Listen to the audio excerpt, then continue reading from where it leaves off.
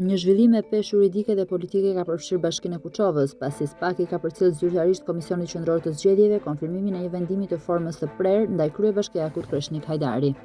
Sipas shkresës zyrtare të protokolluar në maj 2026, SPAK bën me dije se Hajdari është shpallur fajtor për falsifikim formularësh, vepër penale që lidhet me deklarimet zyrtare të zyrtarëve publik. Vendimi i gjykatës së posaçme i marrë në janar të vitit 2024 dhe i formës së prerë në korrik të po atij viti, e ka dënuar fillimisht me 9 muaj burg, më pas është reduktuar në 6 muaj dhe të pezulluar me shërbim prove. Ky zhvillim aktivizon automatikisht edhe ligjin e dekriminalizimit, duke e vendosur KQZ-n përballë vendimarrjes nëse mandati i kryebashkiakut duhet të ndërpritet.